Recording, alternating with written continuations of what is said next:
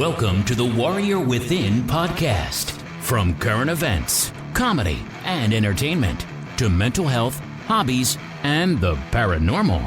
You name it, we cover it. Totally raw and unfiltered. So buckle up, strap on your helmet, and let's get ready to rock this mother... And now, here's your host, Chris Borelli, a.k.a. SJPORR. Hello, you ugly sons of bitches. I have a fellow ugly monkey on here with me today. He's bald, but he's awesome. And I do resemble a monkey. Actually, more a Sasquatch with no hair. There you go. Folks, I have SJPORR on with me. For those that are into the homebrewing world, he's a legend. He's a legend. Don't make me blush. Don't make me blush. If you're into the YouTube homebrewing community, yeah, you know who that guy is. He's the man, the myth, the legend. He's SJPORR. SJPORR. What's up, man? Oh, you know what's funny? So we just hit our new network. We're on ageofradio.org is our new network, which you can get the podcast through everything, through Spreaker, through iTunes, all that good stuff. But yesterday or last night, they made an announcement that there's a new homebrew show on the podcast. Yeah, and I was like, oh, shit, no way. I was like, hey, we're doing a homebrew show tomorrow night. So that's pretty cool. I'm going to have to link up with those guys. Yeah, absolutely. Do you know who they are? Not yet. I haven't given it a listen yet. But they just hit the network last night, so... Very cool. Pretty cool, man. We got all kinds of stuff to talk about. Definitely homebrewing stuff. I want to dive into some of the general, just the basic stuff of... I gotta stop saying stuff. I said that in my very first episode, and the worst. That's the word that comes out every other word. I want to dive into now you're self-conscious. Yeah, of it, totally. So. I'm thinking about it. See, now I'm going to keep pausing like an idiot. All right. So, I wanted to do some general, a touch. God, man, I almost said genital touch. That's horrible. Genital touch, you know what? And you caught me because my hands were down there. There you go. I'm just saying. There you go. I want to touch generally, not on your genitals or mine, but on some home brewing stuff, and some of the YouTube community, whatnot. But I think we'll have you on a bunch and go in deeper on some of the aspects of home brewing because there's so much to it. It is probably one of the biggest rabbit holes you could ever go down. Yeah, so we'll have to dedicate different episodes on, equipment and fermenting and, just all the aspects of it all. Right. So, tell me a little bit about yourself before we get in there. Well, I am Stephen John Poor. I reside in South Central Pennsylvania. I started home brewing probably 15 years ago or so because I'm a beer drinker. I like beer. Yes. Oh, keep talking. I forgot. I have some beer to drink while I'm doing it. That would be stupid. That would be nice. Yeah, it's nice to have a few. So home brewing, a good friend of mine, my best friend, and Larry and Chris knows. Larmo. Yep, Larmo 22 of YouTube fame. We actually grew up together. He's been my best friend since we were 14 years old, and which is pretty cool. So he actually started the homebrew scene. We went down to Virginia, visited him for Beer Fest, for the Virginia Beer Fest, which I think that one's the spring one that we did down there. And long story short, it was just downhill from there. I was like, whoa, dude. He did a batch of, which is funny. He actually did a clone of New Belgium's Fat Tire. And I had just been out in Chicago on business and really I started to dive into craft beers here and there. And so like the Fat Tire was kind of my introduction outside of Sam Adams Boston Lager, Yeah. give Sam Adams all the credit in the world. Jim has done a great job with Boston Brewing, and they are. I mean, you can say what you want. They are the birth of craft beer, in my opinion. Yeah. They just are. But I tried a New Belgian Fat Tire, and I was like, wow, this is really good. Larry just so happened to be doing a clone of a Fat Tire, and we drank it down. He had it on tap, and he was doing another one, and I was like, "You made this? Are you kidding me? This is Yes. so good!" And we came back home, and the wife and I dug a beer kit that we had bought 2 years prior. Wow. Those hops are real fresh, huh? 2 years it sat in the laundry room, and we got the turkey fryer out like most homebrewers start, and that was the beginning of this rabbit hole. Yep. So And it sucks you in quick, doesn't it? it does. How was your first beer? Was it horrible? The first beer was actually it was a red ale, and it was not good. Yeah. It was not. I won't say it was horrible. Mm-hmm. But it wasn't bad enough, because that's a great point you bring up. A lot of homebrewers, well, maybe they might screw up on that first beer, and then they give up on the hobby. Yep. And it's like, well, this is horrible, and turns out that they may have just made a mistake somewhere along the line. Most of the time in the early years, folks, you learn as you go pretty quick. It's all about cleanliness, sanitation, and fermentation temperatures. Yep. Those are your key deals. Yep. So it was good. I mean, it was okay. It was a red ale. It was supposed to be like a Killian's or something like that, and yeah, it was okay. It was okay. I think my first beer that I brewed was a blood orange Hefeweizen, and it tasted terrible. It was bad, man. Really bad. But I kept at it. I tell everybody that is interested in it, and I've gotten them going. I told them your first 3 beers at least are going to taste like crap, just so you know. Well, I like to tell people another thing, and listening to you saying you did a blood orange Hefeweizen tells me that you took a kit that was a Hefeweizen, and then you jacked it up. I always did that. Yep. And that's okay to do, but do your first 1 or 2 kits. Just follow the instructions. Follow the instructions. There's a reason why those recipes are on the shelf. They're tried. They're true. They make good beer. Yeah. However, the Mr. Beer is a little bit different, though, isn't it? Although you had a success with one, though, right? I've had a couple successes. Oh, you've done it again? Yeah. I actually took.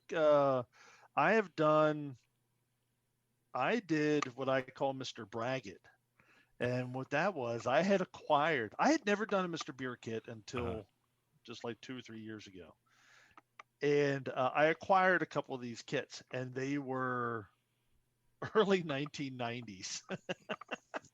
Oh my! I'm into vintage. Oh my.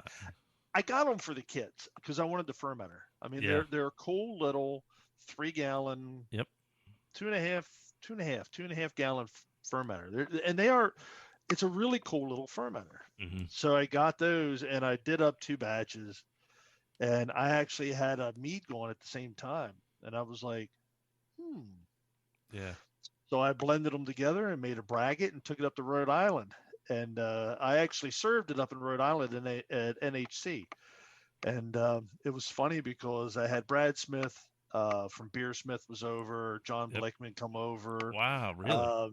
Oh yeah, and the folks because I had contacted the folks at Mr. Beer, and I told them what I was doing and what we were doing. And Brew Tubers, we set up a booth there, and they came over. So I had a pretty good sized crowd there, and people were diving into what was the name of that one? That was Ingrid, which was a Screaming Viking Blonde Braggot. Yes. So, wow. Dude, and that was awesome.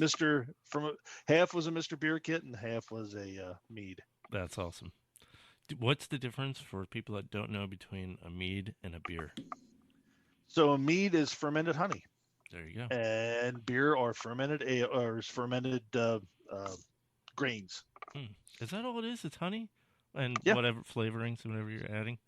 Yeah. So Really? it's I've never done a true. mead. Oh my God, I highly recommend them. I've had yours. You've given me some, but I've never Yeah. made one. Meads they're the easiest thing to make. You just set them on a shelf and forget about. I got one back here right now that I literally forgot about it. I forgot it was sitting on the shelf, so I got to dig it out and do a reading on it. Because I have to go around and find these fermenters sometimes. Yep. That's funny. You gotta name them. They're like your children. Well, they're the Viking series. Every mead I do is part of a Viking series. Yep. Because that was the original. Mead is the original alcohol. That is the alcohol from the honey, which is the Vikings. Yeah. That's They were awesome. the ones that originated that. Did you Sorry, I'm getting messages when I'm talking. Did you damn it. Oh, how many do you usually how many do you have fermenting on a regular basis? Oh, so I like to always have at least one mead. Most of the time I have 2 to 3. Yep. Here just recently I had 1, 2, 3, 4. I had 7 batches of wine going at one time because I do wine. Wow. I do everything. Ciders, wines. Yep, ciders, wines. I bottled up over 100 bottles of wine over the last couple of days, and I still have 3 more to do. You're bottling? Oh, sorry. Yep. I was gonna say you're bottling wine, but I'm thinking of beer bottles. I'm like, why would you do that? No. Okay. Tracking. But typically beers, when I've not brewed much right now because I've been building my brewery. Yeah. But typically I've got at least 3 beers in fermenter. Hell yeah. How are you controlling the temperature? Just ambient down here in the basement. That's cool. Yep. So you can do that up there. You can. Our basement stays pretty consistent, so it's not too bad. But I have had some instances where my fermentation got out of control. I had, like a really crazy yeast that took off, and then you end up with those off flavors, and that's not fun. Yep. So. Yep. That's crazy. Mm-hmm. So give a quick overview for somebody who's never brewed before but has an interest in the process. Okay, there's a few different styles, right. Process styles too. Yes, you have your extract brewing, which is what I suggest everybody to try first. You do have your overachievers that'll go into their all grains right off the bat, but I suggest not to do that. Just do something simple. Again, the recipes are on the shelf for a reason. They've been tried and true. So extract is where you take an extract, just in the sense of the word. It's an extract. Sometimes it is a powder, malt powder, and sometimes it's a liquid. So you have your DME, which is dry malt extract, and you have your LME, which is liquid malt extract. And those are put into water. So you're taking the what was already caramelized from a manufacturer, the sugars that was already extracted from the grains, and then you're going to dilute it and mix it up, if you can think like a maple syrup or a honey and water type thing. So you're going to dilute that into your pot. You want to bring it to a boil, and then you'll add your hops throughout your schedule. The longer you boil a hop, the more bitterness you get from that hop. Yep. The later hop additions are going to be more, your mid hop additions are going to be flavor. Your beginning, which is at the beginning of the boil, will be your bittering.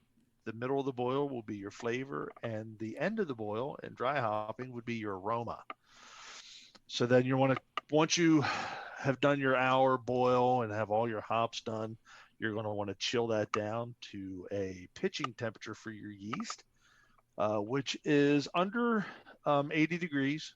I like to try and get it down to, in the 70s. Put in a fermenter and pitch your yeast, put a bubbler on it, and you're off to the races. Yep. Then it starts to ferment, and it starts to turn. So basically what you've done is you've made a tea, and you've made a fermentable tea. and then you're going to introduce yeast to it, and the yeast is going to go in there and it's going to eat up all those lovely sugars, and it's going to fart out alcohol. It's actually going to fart out CO2, and it's going to shit out all alcohol. Yep. Yep. Bet you didn't know that, folks. That's yeast poop you're drinking. Yeast poop. And they're having sex in there because they propagate. See, somehow true, we yeah. always, it Find a always way. goes down that way. Yeah, you always go down that road. Have you ever thought of, to get off, you said something that triggered a thought. Have you ever done a mead with maple syrup instead of honey as a base?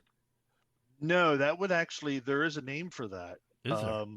Yeah, maple syrup, the trouble you run into is complicated sugars versus non-complicated sugars. Maple syrup is going to be one of those sugars that the yeast really has to work at to be able to break down and eat. Gotcha. I do use maple syrup in beers. Most of the time it'll be like a Baltic porter or stouts and stuff like that. I'll use that. But that is there is a name for that, and it's escaping me right now. Is there a particular type of yeast you have to use for meads that's a little hardier? I suggest look at your wine variety yeasts. Oh, okay. They tend to work better. They have a higher tolerance for alcohol. Yeah. You can ferment out. I know there's some meaderies in Delaware that have done it, and some up here where they'll use a American ale yeast and actually ferment it out. Now, it doesn't ferment out all the way, but it does it quickly. Yeah. So you'll have a lower ABV mead. Yeah. Oh, wow. Yeah. That's interesting. A sessionable mead. It'll be sweeter too, huh? Because it's not eating all those. Yeah. Okay. Yep. Typically. Yeah. That's pretty cool. So it's you can try all sorts of different things. Yeah, that's the best part of brewing. It's endless. It's a never-ending experiment. Yep, we've seen guys do shellfish. Remember Dan? Yes, he did a quahog. It was a not a gruet. He did a. Was it goes? It's the goes. Yes, it goes. Yeah, and that was freaking awesome. Great beer. Oh my God, it was fantastic. That's so funny. Then he ate the quahogs after that. So that was our Rhode Island buddy up there in the Northeast. Yep. Wow. Dan Disselance. The possibilities are truly endless. They really are. Yeah. They really are. I did recently. There was a beer that I had wanted to do for years and years and years, and finally I did it. It was earlier this year. We have a donut shop down there that the guy that owns it lives here in the neighborhood. Mm-hmm. I drive by it. I've drove by this thing every day of my life, and I was like, you know what? I've always wanted to make a beer with his donuts. What? That'd be awesome. So I did a maple donuts porter. Hell yeah! Oh my God! Did you get the flavor of the donut in there? It was absolutely amazing. Yes. Oh, that's badass. Hell yeah. Yep. Actually, the only bad thing about that beer is it's a beer you have to drink quickly because it can go bad. The adjuncts that I added into that late in the process are prone to bringing in a bacteria that over time is not what you want in there. So it ended up going bad, but there's probably only I don't even think there's a growler left in the keg back there. So yeah, and it's not like making a sour. It's not like adding Brett's, huh? Well, it is kind of. I mean, there's somebody, probably not myself, because I'm still not quite on the sour train. Yeah. But I could probably send this beer down to Dan Pixley. Mm-hmm. Dan ABA, Milk the Funk guys. If your folks are listening, Milk the Funk is an incredible group of guys that are located down in the Arizona area. Big. If you want to learn about souring beers, there's where you go. Milk the Funk. Cool. Yeah, I'm picky about sours. I've always been super picky. I know it became such a huge trend for a while. And then trying to get your hands on like the Russian River beers and stuff was out of control. I found a case when I was up in Pennsylvania. I was at my parents' house, and I found a case of, I don't even remember which beer it was now, but starts with a C, damn it. Anyway, it was a 12-pack case, and I paid like $280 for it. It was Woo. ridiculous. Yeah. And you know what's funny is I aged the hell out of them. I still have one. Oh, I really? have one A sour. left. What was the ABV It on it? was Do you remember? It's a damn, what is it? I want to say it's like a 9.2. Okay, well then that's a high ABV for a sour. Yeah. They're Yeah. typically low 4s and even under that. Mhm. Yeah. They want to. They're all about the acidity. Yep. And it's so funny. I had one that I aged probably 3 or 4 years before I opened up and drank it, and it tasted like blue cheese. Really? It's crazy.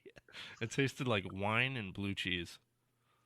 That was actually so doesn't weird. sound bad. No, That it sounds was pretty good. good. It was delicious. I loved it. Yeah. And I got one left, so I'm gonna save it. And There when you go. yeah. Actually, I think the last one I think I opened with you when you came out to Virginia. I think we opened one. I don't know. I don't I remember don't know much if it from was that that night. one, but yeah, yeah, we had a few that day. We had A one or couple. two. We had one or two. Tell me about your YouTube channel, your YouTube presence, all that good stuff.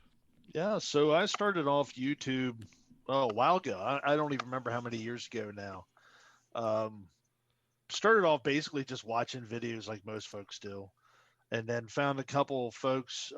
Again, I'm a beer drinker, so I like beer and I like Yep. to laugh.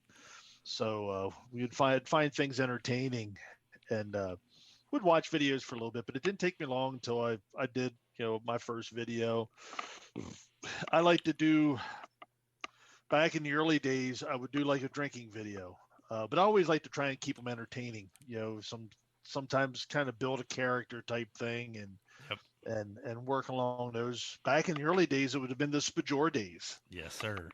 And Yep. that was part of the old YTDC, the YouTube drinking community, That's and crazy. oh, it was insane. It was Uvu was the thing, Yeah. and got to meet a lot of good folks. Chris, we met through YouTube. Yep. I mean, and through those group of guys and stuff. And I honestly do not regret a minute of any of it. No, I it's got blessed. I got to meet some of the most amazing people. Mhm. But then my channel kind of changed, and I got into more doing like almost tutorials and Yeah, the instructional side. yeah, the instructional side of Mhm. home brewing. Then I started up Homebrew Wednesday, Yep. and it still goes on to this day. Now I haven't done the Homebrew Wednesday in a while, but because I've been building the brewery and Mhm. everything else is in the way. But You need to Homebrew do Wednesday took off. Yeah, I it mean, did. Yeah, it did. holy cow! Yeah, if you Google Homebrew Wednesday, there, yeah, just tons of shit that'll show up. Oh my God! And what made that great was people participated from all over the world. Yeah. Which and then made the community grow. I mean, the homebrewing community just exploded. Yeah. On YouTube through Homebrew Wednesday and those sorts of things, and then we started getting together. The groups, what we call brew tubers now. And there's brew tubing has its own website, it has its own Facebook page. It's a constant evolving group. And then it's funny when I talk about home brewing and brew tubers and all that. I can talk beer all day, every day. I literally speak to people from all over the world almost every single day. Yeah. About beer and brewing and what's going on in their areas and stuff. We have such a huge community of great folks. Yeah. And again, we could spend an entire episode just on that stuff. I mean, that's kind of a quick synopsis of it. Yep. Very cool, man. Yeah, that community is pretty awesome. I've been in and out of that community for years. I make an entrance, shit goes crazy in my life, I have to leave, and then I come back when I can. And I'm getting ready to come back, so there it is. Well, I never let you get too far away. No, Every now and then when it Give me a gives away, nudge. I give you a little nudge. Yep. I had bazillion other things to ask you and forgot what they all were. Oh yeah, what are your top 5 favorite beers right now? Not homebrews, but in beer overall.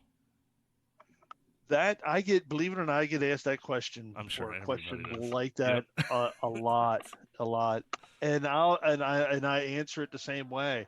My top 5 beers are going to be the beers that I'm having right now. What's happening? I am not uh, a favorites beer. I like to expand my palate. I like to reach those boundaries. I like to try everything. Yeah. So like right now, I'm drinking a Hams. You know, Hams. Yep. Bad so beers. Yep. Cheap. well, and yesterday I was back here drinking a Bourbon County stout. Yep. So everything, I'm all over the place. Yeah, I'm the same way. Style wise, I would probably answer better style wise. There you go. I do like malty forward hoppy beers. So I like a malt forward. Dogfish Head is probably one of my favorite breweries. I'm not going to lie. It probably maybe the best way to answer that at one of my breweries would be Dogfish Head is right up there in the top. Yep. I just think Sam has been doing just great things forever. I give huge kudos to Boston Brewing. Boston Beer, that they're very good. We have some local breweries here that I thoroughly enjoy. South County, I've sent their beers all over the place, and they do wonderful down in Fawn Grove, Pennsylvania. Bigger breweries, I do like New Belgium. I love New Belgium. Voodoo Ranger. Yeah, can't beat it. You want a good IPA, can't beat it. Sierra Nevadas, if you want a good pale ale, you go grab their pale ale. If you want something that's kind of they're one of their seasonals. The celebration is always good. How's their Oktoberfest? It just hit here, and I went to grab some yesterday, but they only had a case, and I didn't want to get a whole case until I tried it yet. So, I would imagine it's going to be good. I've had it last year. I've not had it this year. I'm trying to think if there's any beers of theirs I have that I didn't like, and I can't think of any. Oh, what did I have just yesterday or the day before that? Does Sculpin, Ballast Point. Yeah. Yep. Not a fan. Just not a fan of their beers. I remember last time I had any of their stuff. I don't see it down here really in Florida. I've never really had one of those that I've thoroughly enjoyed. Really? I've had the pleasure to meet Devil's Backbone. Folks. I saw that there. Yep. So they're good folks. I've met a lot of brewers, a lot of breweries. You head out west, you're just in brewer heaven out there. Yeah. So my thing is, I like beer, and I like to try different beer. I love different beer. So you're into more of the juicy, hazy IPAs? I am not, actually. Oh, you're not? Okay. I am not. All right. No. When you said malt forward, I was thinking like the juicy, hazy stuff. No, I mean actual malts. Malts. Okay. Yep. Not the juicy stuff is okay. I don't like it. Not a fan. I'm not on board. I mean, I'm tired of them. They were okay. I really wasn't even on board that much when they first came out, to be honest with you. Yeah. It's like, wait a minute. I just spent the last 10 years trying to clean my beer. Yeah. To where it's crystal clean, and now you're telling me I need it to be muddy. I'm sorry. No. Yeah. And there's a lot of folks I'm drinking right now. It's hazy, juicy. I mean, it depends. If they're using lactose, you can tell it just gives you that chalky. Way full mouth feel. And I like malt forward. Yes. A Dogfish Head 120 that's got 2 years on it. Yeah, wow. What about do you like the 21st Amendment? I do. It's okay. 21st Amendment is a good brewery. I'm not going to sit here and say I don't enjoy their beers. I have a lot of other beers that are that I've liked more. Them But that's a and good beer. That's a good beer. I'm trying to remember them and Oscar Blues both had a really good like super malty IPA, but I can't for the life of me remember what they're called now. Either one of them, but I they were. have an Oscar Blues in the fridge right now, and I'm trying Yeah, to. I can picture the can, but I can't picture the I name don't remember. of Both the were beer. I know awesome what you're though. talking about. Yeah. 21st Amendment had Brew Free or Die, which For Fear I really Dies, like very that one. good. Yep. And then I can't remember the Oscar Blues, but that was really good too.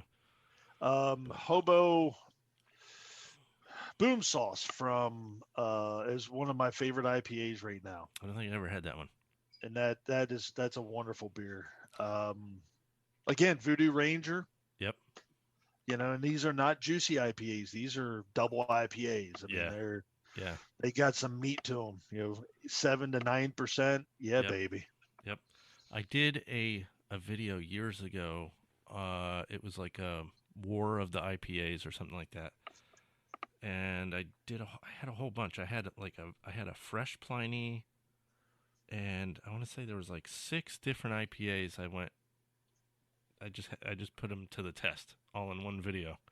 Mm-hmm. And I know Pliny gets so much hype, and I know a lot of that hype is just because it's hard to get. It is a great beer. It's fantastic. Phenomenal beer. I will say my favorite, what I thought beat out that beer was Smutty Nose IPA. Yes. That was phenomenal to me. I was like, oh my God. They do a phenomenal job up there. Yeah. We were fortunate enough. I've been up to Smutty Nose up to that area. Yep. And had their beer there. What is that like? I can picture the can. It's the old guy in a rocking chair on the front porch. Yep.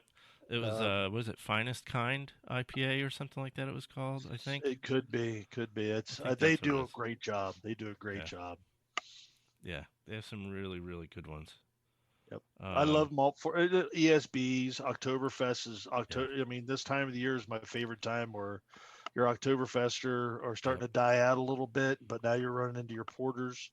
Yeah. And stuff. Baltic porters are just going to be lovely, I'm super seasonal when it comes to beer. I totally, the summers, I love the lawnmower beers and the West Coast, super citrusy IPAs type stuff. But right now, brown ales, I'm a brown ale nut. So brown ales and, like you said, porters, brandy wines. Oh, my God. Or barley wines, brandy wines. I'm thinking of Brandywine, Pennsylvania. Barley wines, yeah.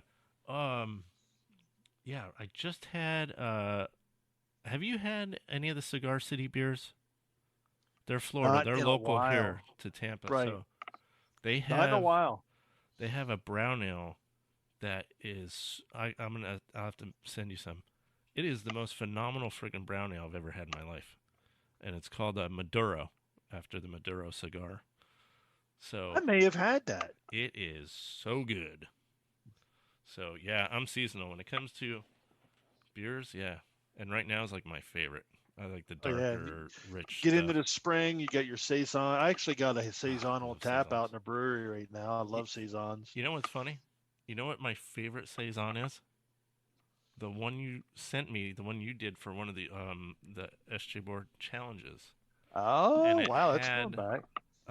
We all talked about it one time. It was Nate Pico, myself, Secor, and I can't remember. It might have been Dan Deslas too. We were all sitting around talking about it one night because we were like, "What is the taste?" There's a taste that comes off the top of that none of us could put our finger on, and to me, it had a taste almost like a banana pepper. Mm-hmm.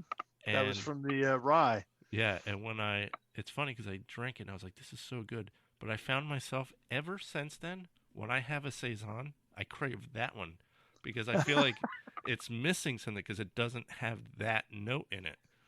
So you ruined saisons for me. Every one, I'm like, damn, I wish it had like that note in it. So yeah, yep. That's one of my favorite. I've used that recipe as a base on a lot of my different. Actually, it's the same recipe I have out there now. I just dry hopped it instead of putting the rye in the mash. Yep. So that thing. But yeah, that's a good one. Freaking phenomenal. I'm gonna have to brew that one again. Do it. please. I'll pay for the materials. You got it. Just do it. Yeah. Get it in fermenter. That's right. I need to get some beers going myself. That's my Yes, next you thing. do. So tell me a little bit about the SJPORR challenge. So the SJPORR challenge is something that started up a number of years ago as well. This is it's a unique challenge. There are Yes. no other competitions out there that run anything like it. What it is if you are a participant, you're also the judge. So what we do is we set up, we figure out how many hubs we need by the amount of participants we have. And then we break the country up into hubs. We like to keep those hubs down to anywhere between 9 and 12 beers, per hub. And then we do, basically, it is like a bracket. You just, your winners from that round move to the next round, until you come up with a winner. And so basically, if you're in my hub, you would send me 12, 13 beers. Mm-hmm. And then the hub coordinator gets them. He breaks them all down, splits them up, and he sends them right back out to the participant. And they then taste all of those beers and they score them. Yeah. So it's of your peers is what it is, and most of the time it's an open competition. So you're taking your best beer against your best beer. So Yep. IPA against a saison, against a Baltic Porter, against a Goes, against Gruit, or whatever, or barley wine. Yep. Last year's beer was this is horrible. You better remember it's your competition. yeah. I'm pretty sure every year, one of the things that I like about it is the beers that make it to the final. We've never had a year where it's like, all three are IPAs. Yeah, they're always different. It's always different. That's now cool. This year I think we had it was a New England IPA, a white IPA, and I forget what the third one was, which is horrible. I can probably find it here, but on the spot, it's missing my mind. Actually, if you want to go to www.sjporr.org, SJPORRchallenge.org? Yes, I'm sorry, SJPORRchallenge.org. It's SPORR challenge.org. You'll be able to see them there. You'll see the history, everything about the challenge and how it started and where we're at currently. Yeah. So 2000, we finished up in July of 2020 for this year. It used to be towards the end of the year. Like right now, we would be getting ready. Actually, right now we would be in the final round. Yeah. We always tried to do it by Christmas. Yep. And we went to the beginning of the year now, so we kind of moved things, and it actually works out a little bit better for us. Yeah. To do it at the beginning of the year. As far as for 2021, yep. We are not sure what's going to go on with 2021 right now.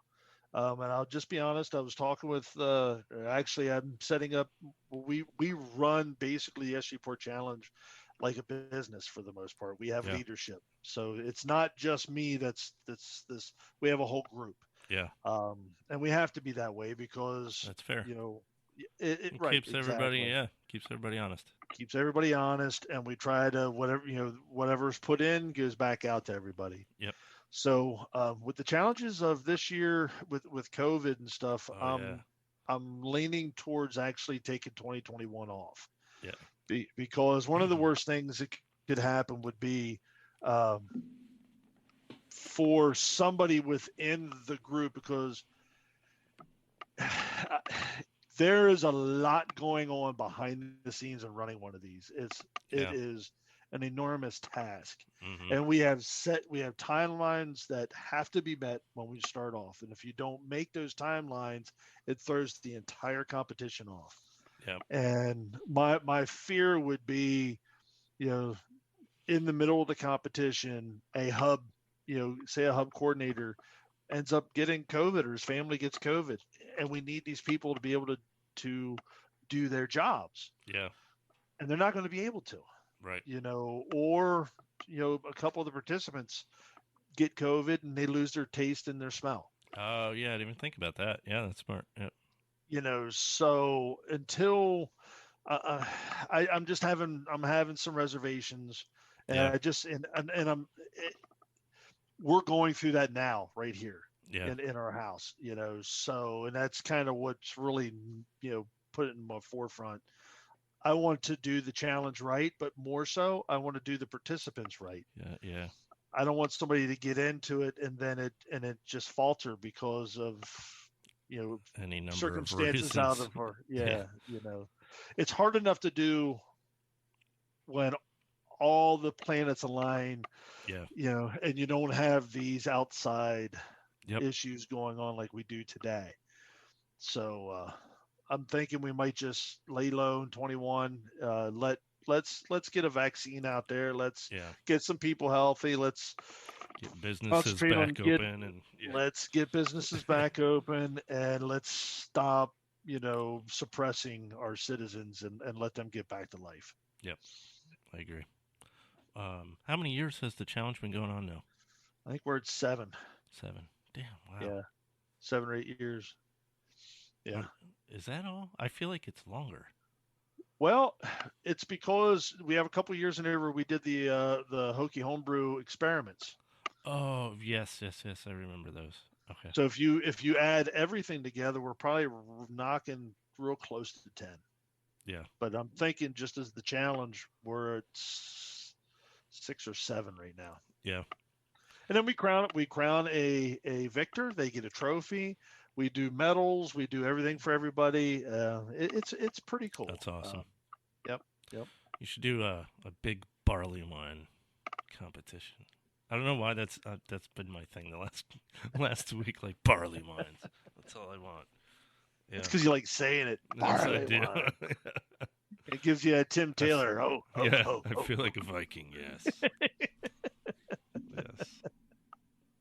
But maybe we'll do something different this year. Maybe this would be a good year that it's not a competition, and maybe we do a experiment. I have an a idea. Hokie homebrew type thing. I have an idea. Give me your idea. Because you guys need this break, this would be a great year to do some form of a long fermentation competition. Something that needs just an insanely long fermentation. Or not. I don't know. Oh, I'm writing that down. I'm taking notes here. Yeah. It can be, but that's the only issue you run into with those things is dedicating that time and from beginning to end. Well, that's the thing. I mean, if nobody can do it this year anyway, might as well brew something and stick it in the corner. Yeah, dude, maybe it is a good time for a barley wine. brew it this year for 2022. Yeah. That's actually not a bad idea. Yeah. That'd be pretty cool. That's Big. Setting goals right there. That is setting goals. Some long-term goals right there. But hey, something to do in the downtime. Yeah, I mean, we'll take a look at it. I have to, we got to get a meeting together with leadership and see where things lay. I just don't want to. I'm all about the community, and I don't want to do anything that would harm the community. Right. So of course, yeah. Keep everyone safe. Keep everybody safe. Yep. The COVID craziness is out of control. Pennsylvania's still locked down. Florida's open, and they're talking about how crazy Florida is in the numbers, but I don't think it's anywhere near that they're talking about. Well, they're saying we're locked down, and we're in this. Every day I get 2 notices in my email every day from work. Yeah. Of more people. Yep. So. Yep. We followed all of the edicts of our governor, and we still ended up with it here. So, what are you going to do? Yeah. We live. We're half a mile from a large hospital, Bayonet Point Hospital, and a bunch of our neighbors work there at the hospital, and all of them are like, "Yeah, the hospital's empty. They've done layoffs. It's nothing like they're saying. Right. Every bed is full," and they're like, "No, nothing like that." So I don't know. Who Yeah. knows? Crazy. I don't know. Damn, brought up another point that I forgot. I always do that. I'm the worst.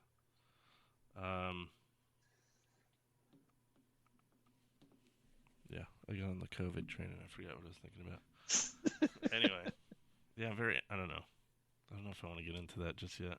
I'm ready to just lose my mind with the COVID nonsense. So, yeah. It's an interesting thing. Yeah, again, and it's funny, when you look at our areas, Florida versus Pennsylvania. Yep. Florida's pretty much, you guys locked down for 2 weeks at the beginning, and then Uh-oh. it was like, screw this, we're gonna do it okay. Yeah. I don't know how long it was at the beginning.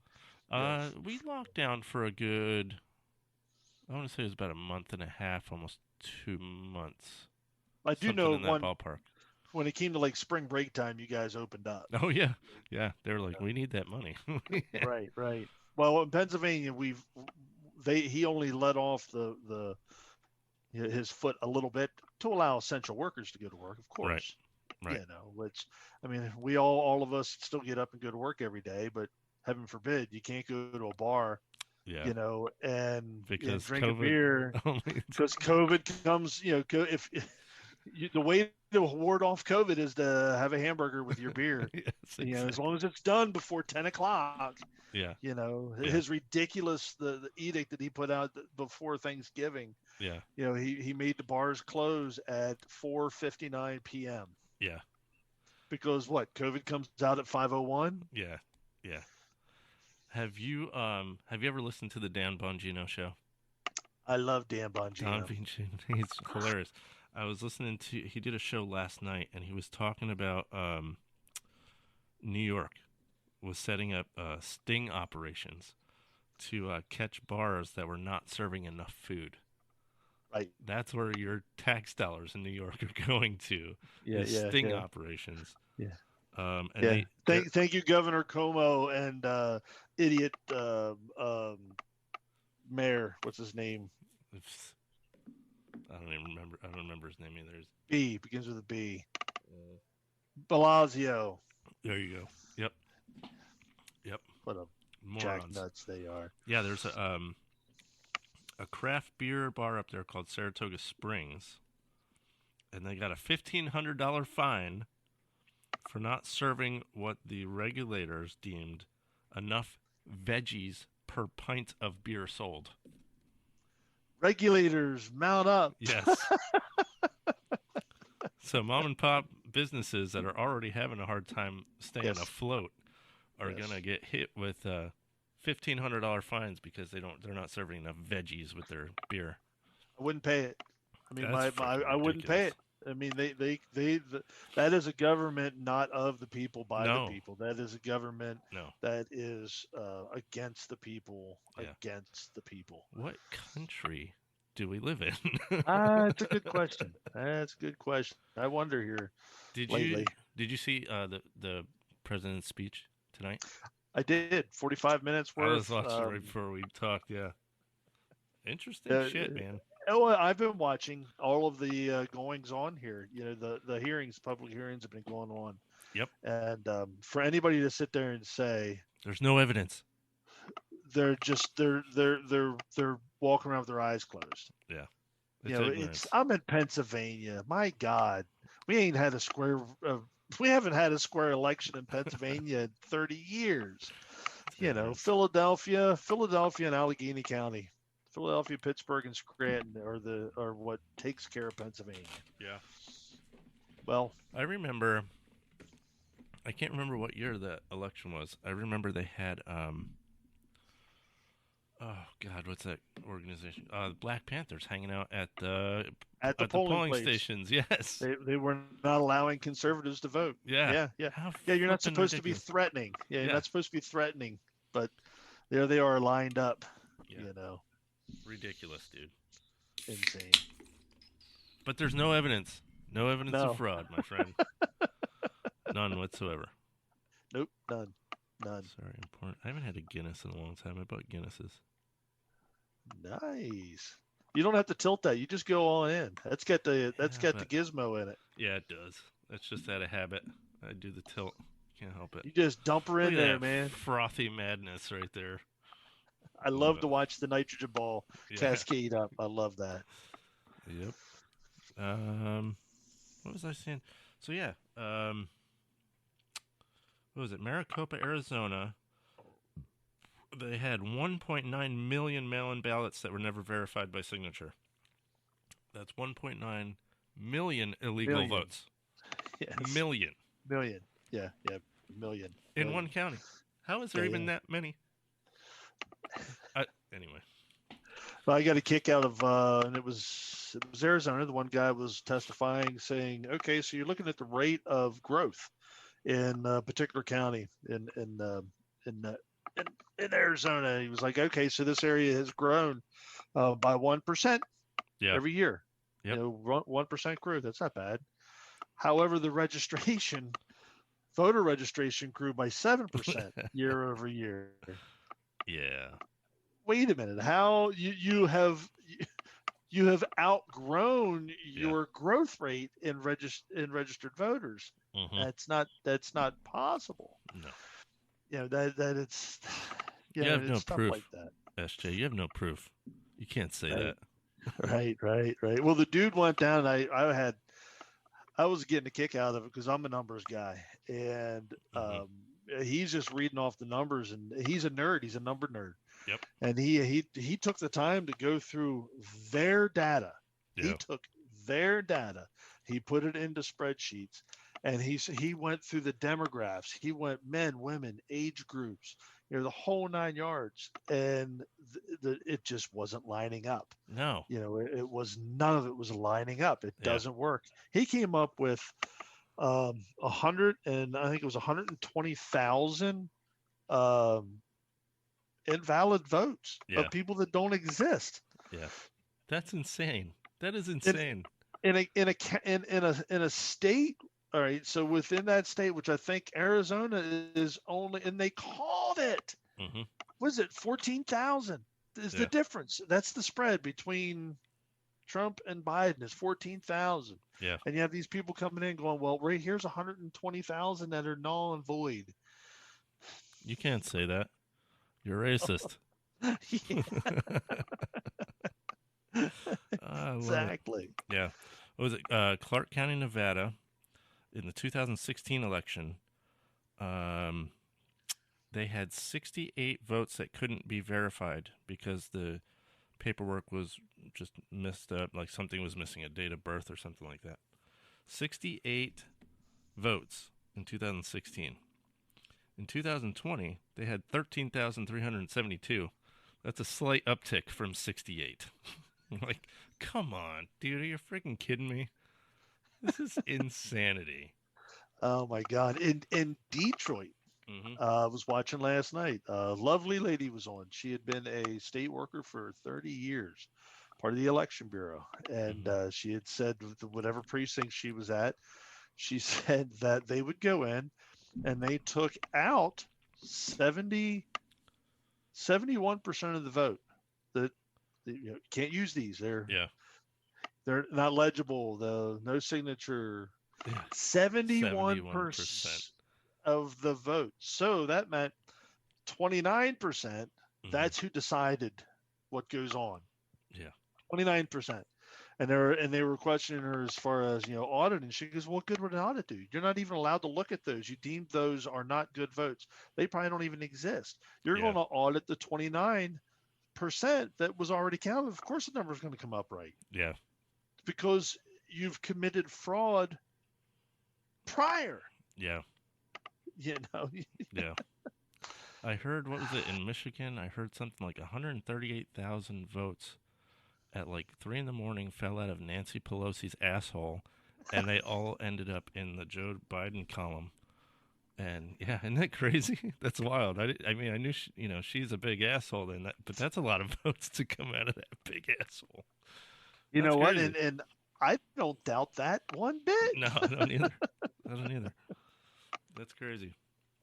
And the mysterious vote dumps at what was it? Arizona was Yeah. 3 a.m. All of a sudden, Yeah. 50 some thousand votes appear. Yep. Yep. Okay. Same thing happened in Michigan. Except it was like 6:30 in the morning. All Yeah. of a sudden, 30 some thousand votes just appear. Yeah. And it was funny. They were saying in Pennsylvania, when they were doing the thing in Pennsylvania, they figured out, all right, this is how many the machines can count. If you stood there and you fed these things in, they know that number. It can only count this many pieces. Yeah. And they were coming up thousands and thousands and thousands more than the machines Can actually count. we can actually count. Isn't that weird? It's physically possible. That's weird. It's so weird. There was a story starting to break late last night, and then I don't know if it's one of those things that it's true, so the mainstream media is like, "Fuck this, we're not reporting it," or if you're not getting any news. You're not getting anything that doesn't fit the narrative off of the mainstream media. It was. I'm pulling it up right now because there's a whole bunch of. They're still reporting it. There's a whole bunch of like smaller news agencies reporting this. That I'm trying to find the exact date so I don't f this up. So they still don't know who owns Dominion. On October. Oh yeah, I thought they did. I thought they knew who it was. Oh, they do? Oh, I thought they were still trying to figure out who actually owns it. So. That's probably going to come out to Soros. And I have, yeah, right. You could be right. I don't know how true this is because it's, like I said, it's a lot of smaller media companies that are carrying this story. On October 8th, 2020, which is just 3-4 weeks. When did early voting start? Oh my! Well, it depends on the state. Is it okay? Yeah, some of the states were in September. Were they? Okay. I can't remember. Yeah, Pennsylvania was pretty much most of October, I believe. Yeah, I think. And then right at the last minute, they set it up. The Supreme Court of Pennsylvania. You were like, oh, and by the way, if the votes come in 2 or 3 days later, go ahead, count. It's all good. Yeah. It's all good. So on October 8th, 2020, Dominion Voting Systems reported they received, and this comes through the Staple Street Capital SEC Form D offerings. So this is from the SEC. October 8th, 2020, Dominion Voting Systems received $400 million from a company that is 75% owned by the Chinese government. There you go. How ironic is that? Isn't that weird? Yeah, it's weird how the company that owns our voting machines is the same, or a country that owns our voting machines is the very same country that released a virus on the world. No, there's a link? No. No. Don't say There's no proof. There's no evidence. No proof. There's no evidence. Stop it, you racist. You need to say that, like, at the end of every argument or debate. It's ridiculous. Wait a minute. That's what's said to us, isn't it? Yeah. Yep. Yeah, we've moved away from talking about beer into. Yeah, I'm so sorry. Politics. Yeah. You know what I was gonna do because we got. You're not on. We're just zoomed. We're zooming. Who's that? No. Is that Mary? Yeah. Hi, Mary. Oh, she can't hear me. You have headphones on. No. Hi, Mary. I think I accidentally gave her COVID once. So, I'm not sure. Yeah, I'm not sure if it was you or just the state of Florida. The state of Florida. So she came down that was in February, right? She came down. It was in February. She stayed with us. We hung out. We went out to a brewery. I was just getting over some weird sickness that they couldn't identify at the time, and now the VA thinks it was COVID that I had. Oh yeah. And then Mary got sick right after. Yeah, like she got off the plane and went onto the couch for a few days. Thank you, Chris. Thank you for that. Hey, my bad. Sorry about the COVID. My bad. My bad. Sorry about the vid. Yeah. COVID when you came back from Florida. Just like what? She's got to correct us. About a week later. Oh, that's a good incubatory period for the. Yeah, for it's a COVID. good. Yeah, That he sounds says about that's right. a good incubatory period for the COVID. I am actually getting ready to dive in. Oh yeah, she's got a way worse case of. Well, I don't know. She was pretty sick back then. How's she doing This now? beer here is brought to you by Pizza Boy. Pizza Boy. What's that? Yeah, Pizza Boy is a brewery up in Enola, Pennsylvania. Ooh. This is Flying Laser Beam, and it's an IPA, 6.5% ABV. You And know, I bring up Pizza Boy because Yep. the head brewer for Pizza Boy, and they're pretty well known up here in PA. Actually went and did the Siebel Institute with our friend Stephen Hattrick. Oh, really? Yes. So they actually, which I believe now he's down in Mississippi. Yeah. Look at that pour. Sorry, guys, you can't see this, but I'm getting beer pour porn right now. Yeah. Look at the head on that. Beer pour porn. It smells lovely, too. It smells lovely. Some delicious heads, sir.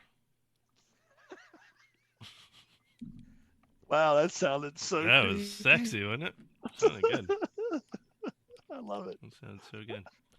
That's one thing I love about Florida. There are so many breweries down here. It's insane. They are everywhere. Well, I definitely want to get down there and go to Cage. Yeah. Meet up with I got my Cage shirt on. Coolidge. Yeah. Yeah. Oh, yes, you do. Yes, Yep. you do. Have you been there since she was down? I haven't because soon after she left is when everything kind of went to shit with the whole COVID and the lockdown of the world. So Yes, this is true. I actually, you know what's funny is my PTSD like went through the roof when all this happened.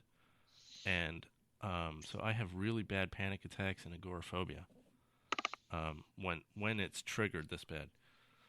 And I haven't really been able to travel at all since then. Oh, really? Yeah, I have like a 2-mile radius around my house that I can get to. That's about it. And then the rest of it is it's start overwhelming. Yeah, very much so. I start to panic and I gotta get home. So I'll get over that eventually. I went through a really bad period of that when we were in Winchester too. Really? Yeah, and it lasted a good 6 months. This one's a little longer. It's lasting longer, but Well, I guess the things with stuff like that is knowing your triggers. yeah. You know, if you can know your trigger, Yeah. realize what's going on, And that's my and issue. then try to deal with it. I have a lot of triggers. A lot. It's retarded. Yeah. My therapists are like, you have the most multifaceted PTSD we've ever seen because everything's a trigger.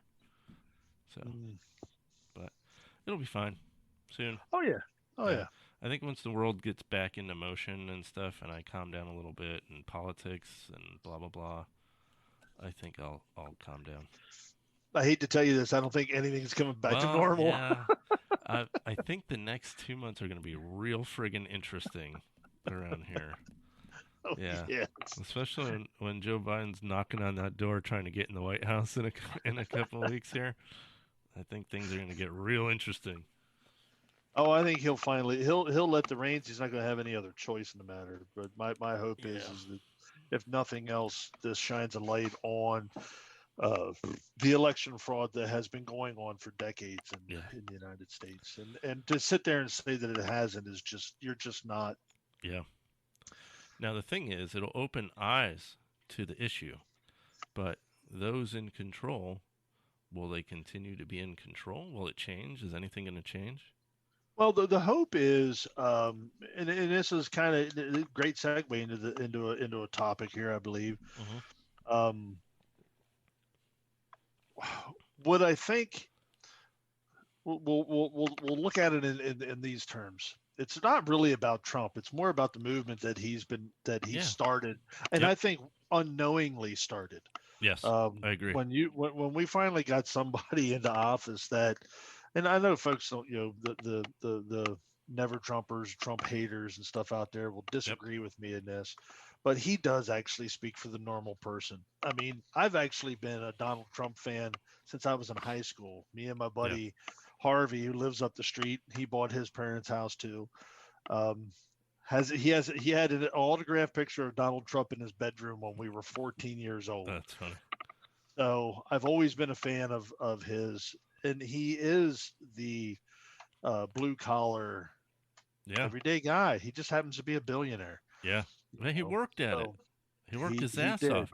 And I've heard people in the past like try to poke at him and say, well, he went bankrupt so many times before he, made his million. That's not a negative. That's a freaking positive, man. He kept at it, try and try and try. I've done it with businesses. I've launched businesses. They failed. I launch another business. It fails. You keep going.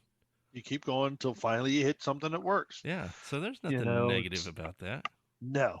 I mean, every successful entrepreneur fails a million times before they get it right that one time. Yep. And and then typically even when they get it right, they'll sell it off and they'll start again anyway. Yeah.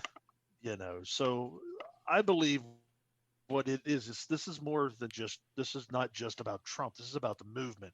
Yes. You're trying to get back into what we'll call it the grassroots. Yes. We've actually finally got a voice out there in America, and it's been a while. We've been suppressed for quite a while. Yep.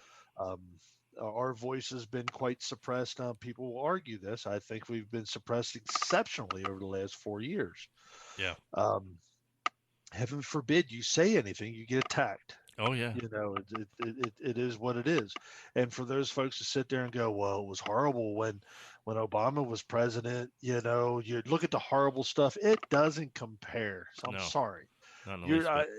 You might have had, there were some idiots out there that put ugly, stupid shit out. They did. Not going to argue that. Not to the extent where it's just absolutely overwhelming, polluting everything. Yep. You can't get away from it. So I believe it's more about the grassroots system or whatever the we'll call it. I don't know, not a party movement. Yeah. That was started. More the movement than it is the man. Yeah, I agree. We'll call it that. It's more the movement than it is the man. He could step aside, and I think we still need somebody to lead that. Whoever that next person is, I don't know. Right. I don't think it needs to be Donald Trump. No. But it needs somebody to be with the same ideals. Yeah. Somebody where it's not a bad thing to work your ass off. Yeah. It's not a bad thing, to make this country great. When I was a kid growing up, we were patriotic. I mean, we said the Pledge of Allegiance every day. Yeah. And now all of a sudden that's a bad thing. Yeah. We're in different times for sure. I mean, I've seen people be attacked for, joining the military rather than going to college. It's like, get the hell out of here. Everybody's got a different path. Everybody does things differently. I don't know. I don't even know what to say about that. That gets my goat so bad I want to choke somebody, but that's ridiculous. But I think the issue we have with, everybody's at each other's throats right now, and I think one of the major problems is that the battleground for debate has changed so much. So instead of debating politics around a table, drinking coffee or a beer or something, people are on their keyboards firing insults with no consequence. Right. So I don't know, man. Social media and me, we don't clash very well. I use it because I have to in certain aspects, but man, I'd give anything to have computers of the world just be wiped out.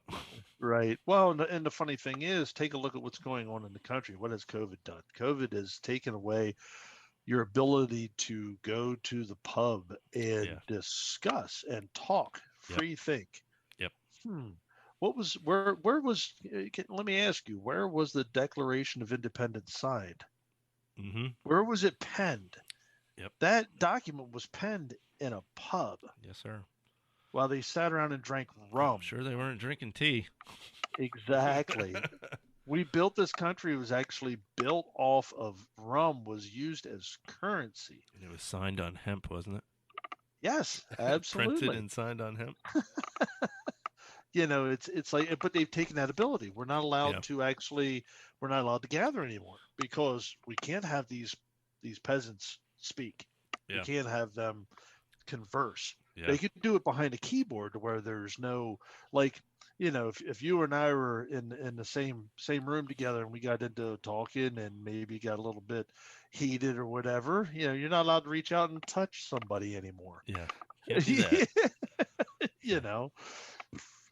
Or you can't feel, well, and it wouldn't even go to that. You can sense when you've reached that, and right there is the issue. Mm-hmm. There's no sensing of reaching that point. Yeah. If we're sitting face to face, you're going to know You know the threshold. Yep. Like, I think he might choke my ass out. But I might want to step back a minute. Yeah. And you don't have that. So realization is being ripped away from people. Yeah. So yeah, it's totally a different time, and it's not good in my eyes. I don't know. No. I mean, we got, I always say the best and worst thing to ever happen to us is this thing right here. Yeah, 100%. I agree. It's the best and the worst thing. That smartphone, a computer in your pocket. It's amazing. Yep. It's power. It's power in your pocket. Yeah. With no cost associated to it. Yeah. You can text off anything you want, hit send, and walk away. Yeah. And if you don't, if you get in an argument, somebody says something, unfriend. Yeah. Right. Yeah. Block. Yeah. The only regulation is biased big tech regulation. That's it. Right. That's it. That's it.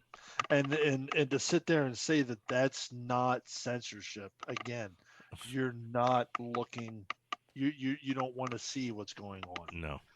To say that one group is not being censored when they absolutely are being censored, and it's not that long ago that we had these battles. Yeah. Yeah. Censorship is within my lifetime. Yeah. To where people fought those fights, in the Supreme Court and stuff. Yeah. This is all stuff that I've seen with my two eyes, and I'm watching it just erode. Yep. It's sad. It's angry. It's anger-inducing angry. Candace Owens just won her censorship lawsuit too. That's outstanding. That is great news. Yep. That is great news. I don't know. She was going after somebody else. I remember her saying she's starting another one too. Yeah. So was that the one against Facebook and Twitter? Yeah, and they came Yeah, it was, and I can't remember who the spokesperson was, but one of them came out and said that yes, he lied when he wrote the rebuttal for her fact check or something like that. But he admitted to it and had to do a public apology and all that. So, yeah. Which is great. I mean, that's after the fact. How many months later is that? Yeah. The damage is already done. Yep. It was what's his name? Democratic leader in the Congress during the when Obama was running against Romney, made flat out lies, and after the election and Obama won, he was like, yeah, Obama won. What's it matter? Yeah. What the fuck? Yeah. Yeah. Which brings up the point of, I mean, her lawsuit and her win. Who's fact checking the fact checkers? Right. Nobody. There is nobody. There is nobody. I've even taken to go as far as I don't like if I'm searching how to tie my shoe, I'll do it on Google. Mm-hmm. But if I'm actually looking for something, like if I was to search Candace Owens lawsuit, I would not do it on Google.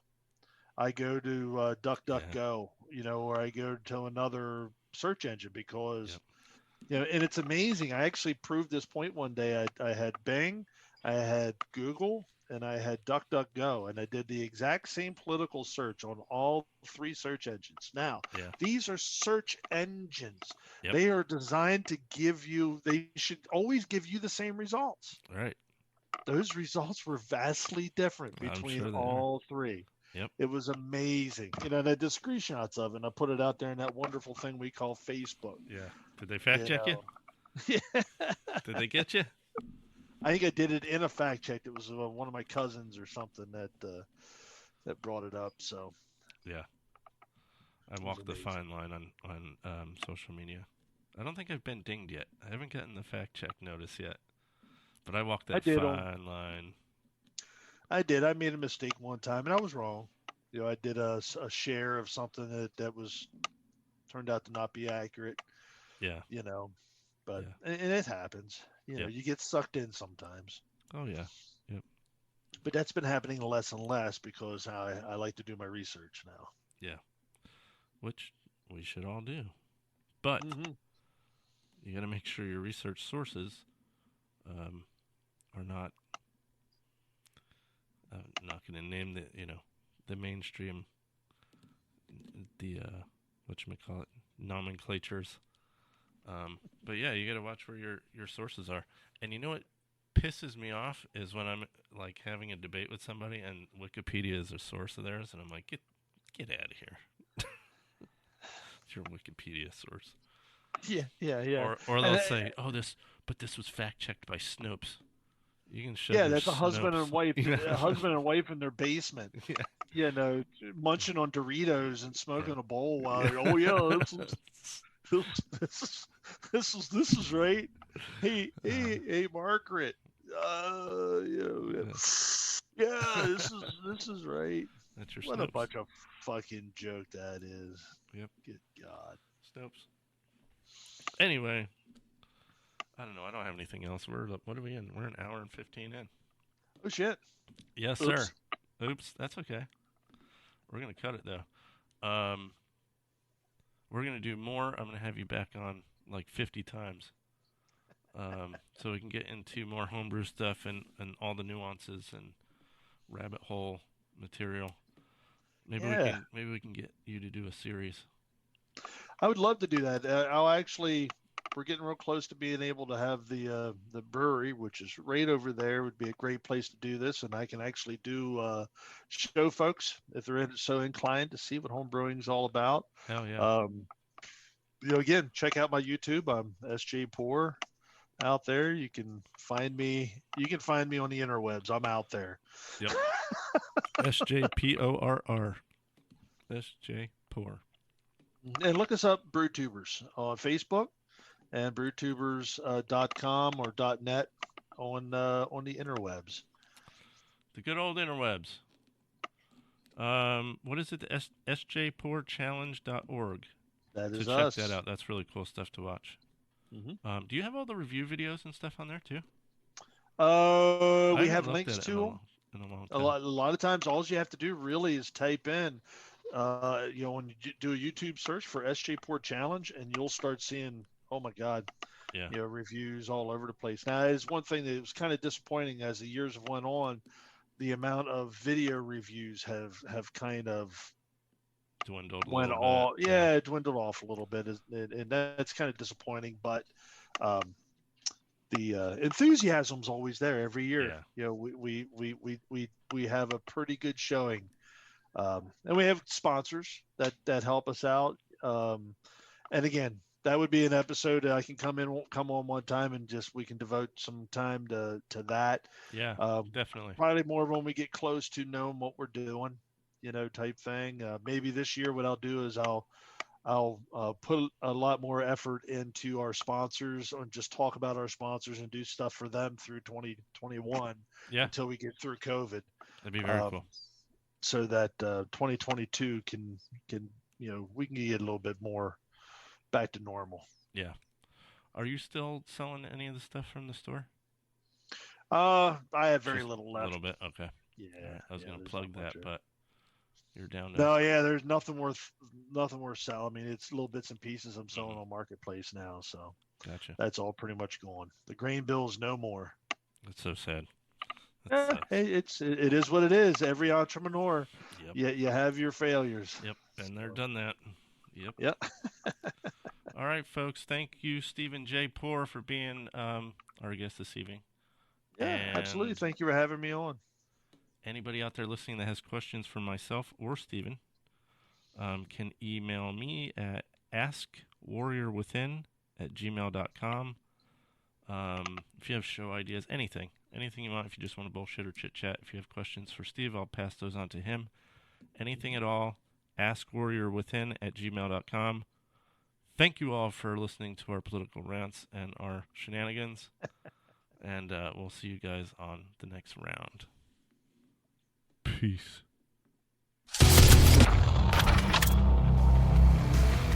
You've been listening to the Warrior Within podcast. We'll see you next time.